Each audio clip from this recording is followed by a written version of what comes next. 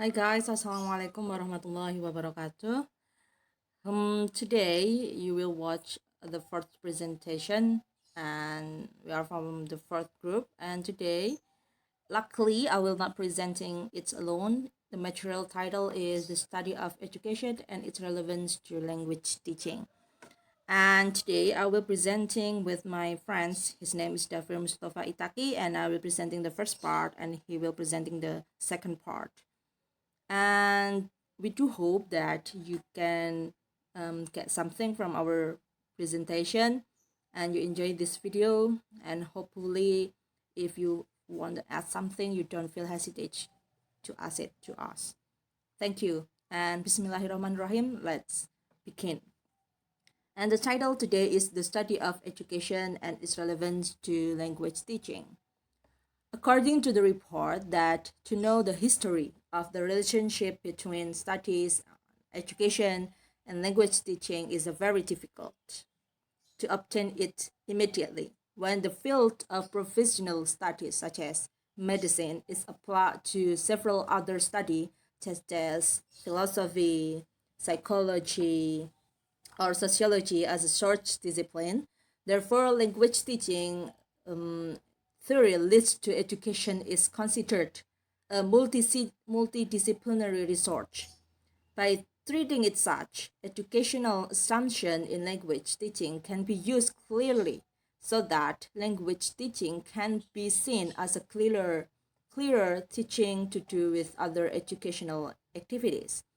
Education as a discipline is generally divided into several subdisciplinary, such as you can see on your screen. The first is the philosophy of education or educational philosophy, and the second is history of education or educational history, and the third is educational psychology, and then educational sociology, economic of education, and the sixth is educational administration and organization, and the seventh is educational planning, and the eighth is comparative education, number nine is curriculum, and 10 is educational technology, and you can see the final is the conclusion.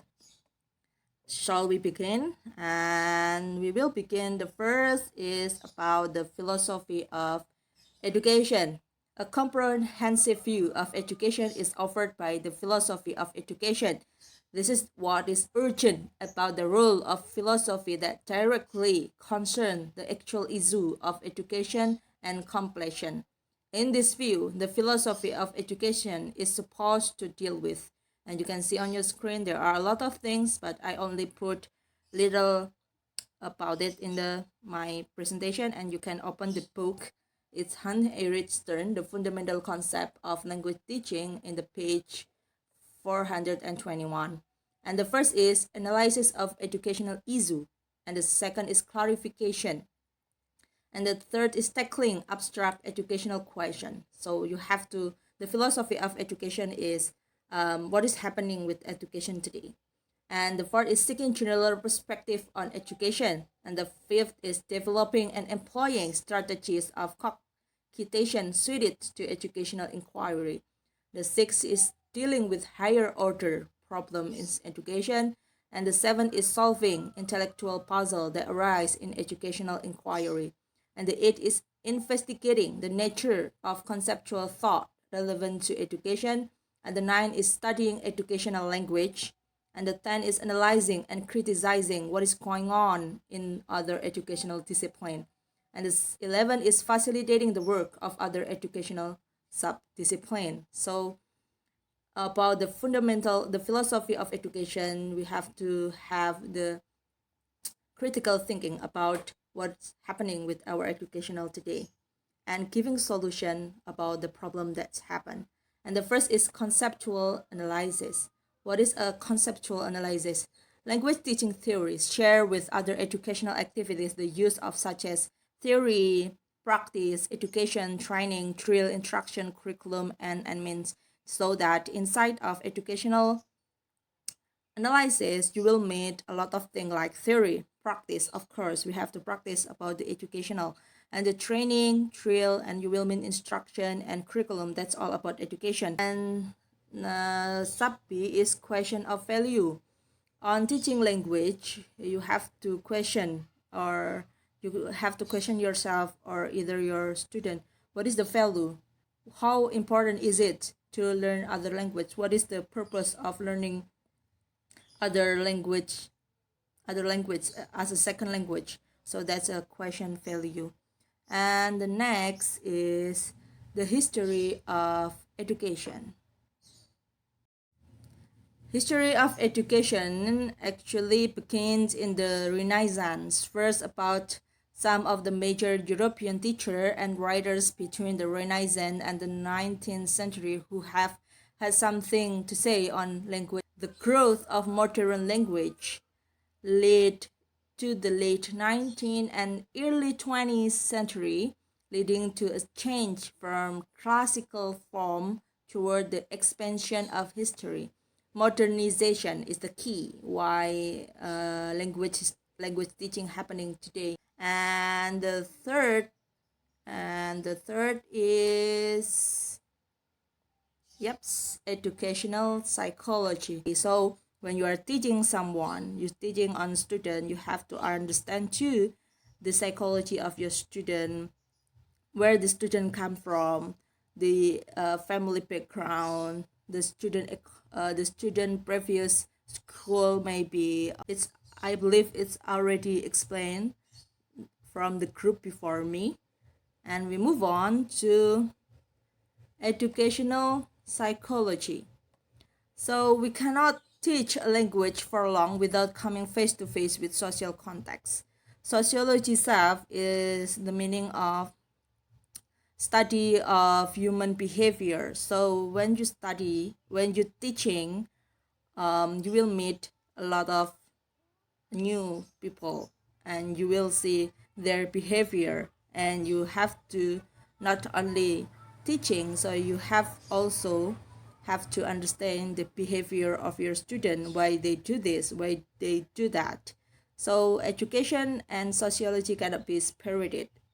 Educational sociology places education as an activity and institution into a social context. At a school, you will meet a lot of new people and you will meet a new organization in your school. You will meet your headmaster, your colleagues, your student, and all of them have this behavior. High school and other educational institution as agency within a society, and school self is stand inside a society, our society. That's why sociology is needed. A school may be viewed as a part of society, reflecting the existing social structure. And this next is economic of education. Okay, educational economics. This relatively new branch of educational studies applied to educational economy is reviewed from two points of view. First, determine the economic benefit of education, and this approach is especially important for developing countries in deciding on the distribution of limited resources. And the second approach is demonstrate cost accountability for educational decision and choices by assessing the costs and the benefits of special education measurement in comparison to other access. Each assessment is not based solely on economic principle. They demand substantive knowledge and assessment that limits educational activities. I explain it, the first and the second. Concern is to establish the economic benefits of education. What is the impact of education on society, on economic? True that education is really it's really improving the society economic or not, and how much it will cost. And the sixth part is educational organization and administration. Educational administration include financial management, school service, building, student enrollment, staff placement, curriculum supervisor or development, exam organization, student achievement assessment, and teacher certification. Administrator must collect statistic data and other information, negotiate, interview, resolve conflict, make initial changes, such as school, organize, decide, supervise, and evaluate. And it's in other system, teacher and parents offer little or no opportunity to influence school treatment. And most of educational system are organized in three broad stages. Primary, this is educational for children from the beginning, and the secondary, this is a full-time education in the 19-12 years until the end, it's order education and so on. And post-secondary, vocational education and subsequent university education. And yeah, of course, there are people who have ability to who have right to take care of education administration. They have to organize it, how our education will go on, how the education will be better in the future. And the seventh until the end will be presenting by my friends Davir, and here is it. Well, everybody, today I would like to continue my friend's presentations. Actually, we have title is the study of education and its relevance to language teaching. That is, actually, we have 11 kinds of title, and then number 1 until number 6 has been taught by my friends, and then now I would like to tell about the next is number 7. Okay, the title is the study of education and its relevance to language teaching. Okay. Number 7, educational planning. Actually, here there are 3 kinds. First is preparation and pedagogical material and combination of language. Here, the basic of linguistics or social linguistics research of the preparation of curricula and pedagogical materials. And education of language teachers, all of this cannot be done a short notice. Combination of language planning to educational planning can be very properly be applied to language material. And number 8 is comparative education. Actually, here in comparison of education, almost since the beginning of formal schooling in the Western world, educators have been tempered to look eras and national boundaries and to compare educational institutions, at least, and prepare perhaps the most important reasons from the point of view language teaching theories that thought about language pedagogy is broadly influenced by beliefs in about language teaching. And then the next is number 9 is curriculum. Actually, the curriculum is support for developing in the implementation of the classroom teachers most directly by on the classroom. They are matters for a whole school or entire school system. That is the curriculum. Actually, the curriculum is a system of educational from planning. All right. Okay. Next. Number 10 is educational the technology.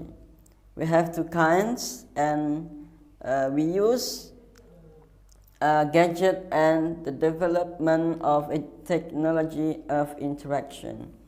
Okay, the gadget for using the audio, we can use the audio and the media social, and for recording, film type, projector, and language laboratory have played a key role in transformation of language teaching during past 25 years. That is, so for the gadget, And and number 2 is development of teaching of interaction. This is for the development of gadget. Educational technology is not viewed today simply as the application of mechanical or electronic aids in education.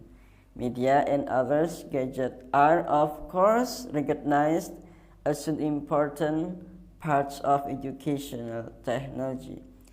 But educational technology is generally interpreted more widely in Britain.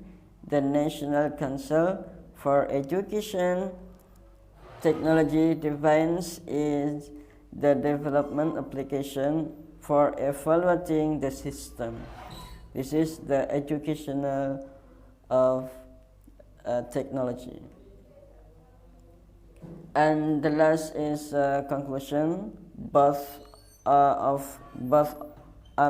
them is important for learning process, especially for education to relevant to language teaching.